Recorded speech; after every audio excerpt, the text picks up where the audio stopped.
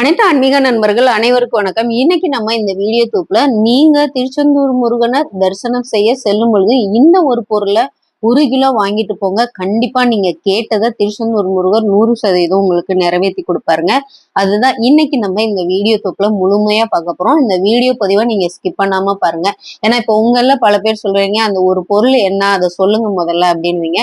நான் அந்த பொருளை சொன்னோன்னே நீங்க வீடியோவை ஸ்கிப் பண்ணிட்டு போயிருவீங்க. அதுக்கப்புறம் நீங்க எப்படி அந்த வழிபாடுகளை செய்யணும் அப்படின்ற விஷயத்த பார்த்தீங்கன்னா சரியா நீங்க தெரிஞ்சுக்க மாட்டீங்க. அதுக்கப்புறம் கமெண்ட்ஸ் பண்ணுவீங்க, வாங்கிட்டு போய் என்ன பண்ணணும் அப்படின்னு கேட்பீங்க. அதனால இந்த வீடியோவை நீங்க ஸ்கிப் பண்ணாம பாருங்க. இந்த பதிவுல வர ஒவ்வொரு தொகுப்புமே பார்த்தீங்கன்னா ஒவ்வொரு பக்தர்கள் பலனடைந்த விஷயத்தை தான் நம்ம உங்களுக்கு சொல்றோம். நீங்க இந்த 1 கிலோ வாங்கிட்டு போய் நீங்க வழிபாடு பண்ணீங்கன்னா அதனால எந்தெந்த பிரச்சனைகள் சரியாகும் அப்படின்னு முதல்ல நம்ம பார்க்கலாம்.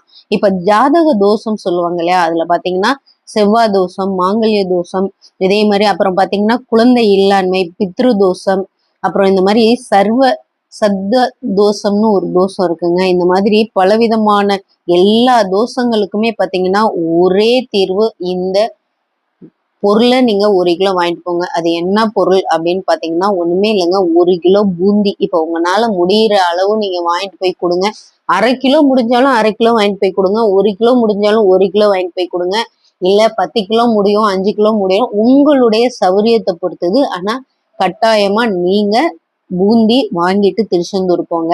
ஏன்னா நம்ம சொல்லியாச்சு இந்த பதிவுல பாத்தீங்கன்னா ஒவ்வொருத்தருடைய தோஷங்கள், அதே மாதிரி நிவர்த்தி ஆகாத பிரச்சனைகள், இது எல்லாமே நீங்க இந்த மாதிரி போய் வழிபாடு பண்ணிட்டு வந்தீங்கன்னா கண்டிப்பா உங்க வாழ்க்கையில பெரிய மாற்றத்தை நீங்க உணரலாம்.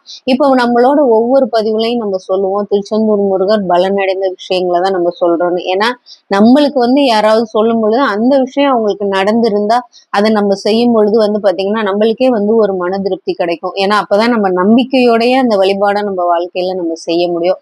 அதே போல நீங்க இதை வாங்கிட்டு போய் 1 கிலோ கொடுங்க. எப்படி கொடுத்து எப்படி வழிபாடு பண்ணணும் அப்படின்னு நான் சொல்றேன்.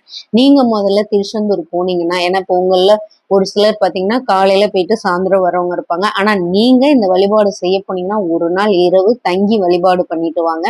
எந்த கிழமையில வேணாலும் நீங்க போய் இந்த வழிபாடை நீங்க செய்யலாம்.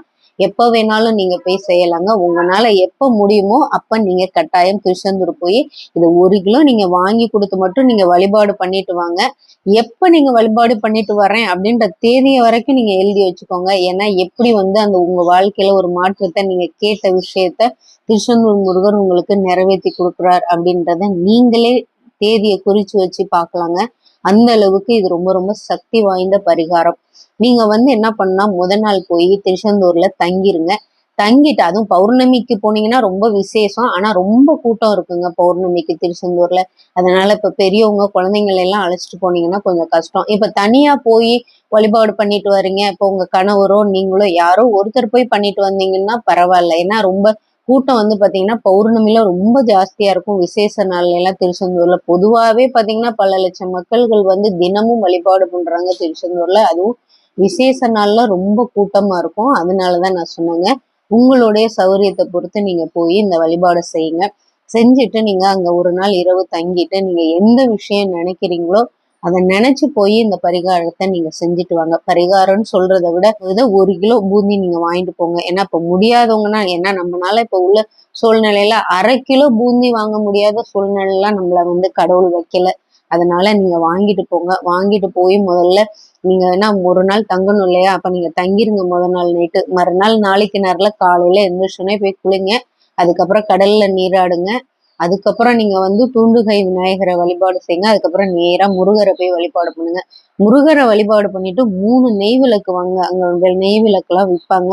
3 நெய் விளக்கை நீங்க வாங்கிட்டு மூவர் ஜீவ சமாதி இருக்குங்க. அதாவது பாத்தீங்கன்னா காசி சுவாமி, ஆறுமுகசாமி, மௌன சுவாமி, அங்க போய் நீங்க இந்த 3 நெய் தீபத்தை ஒவ்வொரு சுவாமிக்கும் ஏத்துங்க. காசி சுவாமிக்கும் ஏத்துங்க, ஆறுமுக சுவாமிக்கும், மௌன சுவாமிக்கும் ஒவ்வொரு நெய் விளக்கு தீபம் நீங்க ஏத்திட்டு அங்க உட்கார்ந்து நீங்க மனதார பிரார்த்தனை பண்ணுங்க. இப்ப நீங்க சொல்லலாம், என்ன திருச்செந்தூர் போயிட்டு காசி சுவாமியில போய் வழிபாடு செஞ்சுட்டு இந்த மாதிரி அங்க தீபம் போட்டுட்டு மனதார வழிபாடு பண்ணுங்க அப்படின்ற மாதிரி. ஏன்னா நம்ம இன்னைக்கு திருச்செந்தூர் முருகர் பாத்தீங்கன்னா ஆண்டிகளால் கட்டப்பட்டதுதான் நம்ம திருச்செந்தூர் முருகர். இப்ப நம்ம பல ஊர்கள்ல பாத்தீங்கன்னா ராஜகோபுரங்கள் பல கோயில்கள் இருக்கு. அதெல்லாம் பாத்தீங்கன்னா ராஜராஜ சோழன் மன்னர்கள் இத மாதிரி கட்டப்பட்ட கோபுரங்கள் கோயில்கள் தான். ஆனா திருச்செந்தூர் மட்டும் பாத்தீங்கன்னா ஆண்டிகளால் கட்டப்பட்டதுதான். அதனால நம்ம எந்த இடத்துல உட்கார்ந்து எந்த விஷயத்த சொல்றோமோ அந்த விஷயத்த கரெக்டா திருச்செந்தூர் முருகருக்கு கொண்டு போய் சேர்த்துருவாங்க. இந்த மூவர் ஜீவசமாதியில உள்ள நம்ம காசி சுவாமிகள், அறுமுக சுவாமிகள், மௌன சுவாமிகள். அதனால நீங்க அங்க போய் 3 நெய் தீபம் போட்டு நீங்க வழிபாடு பண்ணிட்டு இந்த பூந்தியவும் அங்க வச்சு நீங்க வாங்கிட்டு வந்துட்டு அங்க உள்ள எல்லாருக்குமே உங்க கைனால ஒவ்வொரு புடி எடுத்து கொடுங்க. ஆனா எந்த விஷயம் உங்களுக்கு நடக்கணும்னு நினைக்கிறீங்களோ அதை நம்பிக்கையோட நீங்க இந்த வழிபாடு செய்யுங்க. அங்க உட்கார்ந்து ஒவ்வொரு நிமிஷம் அந்த மூவர் ஜீவசமாதியில ஒவ்வொரு இடத்துல உட்காந்து நல்லா ஒரு நிமிஷம்னால நல்லா வேண்டிக்கோங்க. எந்த விஷயம் நான் இந்த முறை இதை வேண்டிட்டு போறேன், அடுத்த முறை இதே மாதிரி நான் உங்க சன்னதியில வேண்டல, இன்னைக்கு நான் 1 கிலோ வாங்கிட்டு வந்து கொடுக்குறேன், அடுத்த முறை 10 கிலோ நான் வாங்கிட்டு வந்து எல்லாருக்கும் கொடுக்குறேன். ஏன்னா எல்லாருமே இனிப்பு எவ்வளவு சந்தோஷமா சாப்பிட்டு நிம்மதியா இருக்கிறாங்களோ அதே போல என்னோட பிரச்சனைகளும் சரியாகி நான் இந்த வேண்டுதலை வைக்கிறேன். எனக்கு இது மாதிரி குழந்தை பாக்கியம் வேணும்ன்றது, திருமண தடை போகணுன்றது, என் வாழ்க்கையில முன்னேற்றம் கிடைக்கணும், நான் செல்வ செழிப்போட வாழணும், என் குழந்தை நல்லா படிக்கணும் அப்படின்ற எந்த வேண்டுதலை ஒரு வேண்டுதல் வச்சுட்டு நீங்க வாங்க. கண்டிப்பா அந்த விஷயம் 100% உங்களுக்கு நடக்கும். இது அனுபவபூர்வமான உண்மை. இத பாத்தீங்கன்னா இந்த பக்தர் அவர் அந்த பூந்தி வாங்கி கொடுத்து அந்த வழிபாடை செஞ்சுட்டு வந்திருக்காரு. செஞ்சுட்டு வந்த விஷயத்த தான் இன்னைக்கு நம்ம இந்த வீடியோ தொப்புல உங்களுக்கு சொல்லியிருக்கோம்.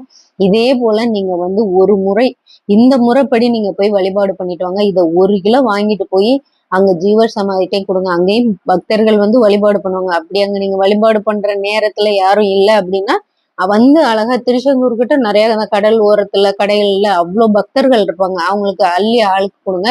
இல்ல ஒரு கப்பு வாங்கிட்டு போங்க. இப்ப கோயில்ல எல்லாம் பாத்தீங்கன்னா அந்த மட்டை கப்பு பொங்கல் வச்சு பிரசாதம் வச்சு கொடுப்பாங்க இல்லையா, அந்த கப்புல நீங்களே உங்க கையில அள்ளி அதுல வச்சு அப்படியே கொடுங்க.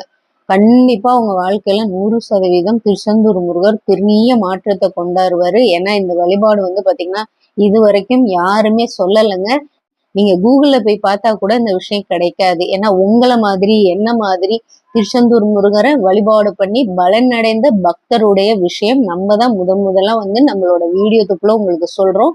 நீங்களும் இந்த பதிவை பார்த்து பலன் பெறணும், திருச்செந்தூர் முருகருடைய அருளை பெறணும். இந்த வீடியோ தொப்பு உங்களுக்கு பிடிச்சிருந்தா நம்ம சேனலை லைக் பண்ணி மறக்காம சப்ஸ்கிரைப் பண்ணிட்டு பெல் ஐக்கானை தட்டி விட்டுக்கோங்க.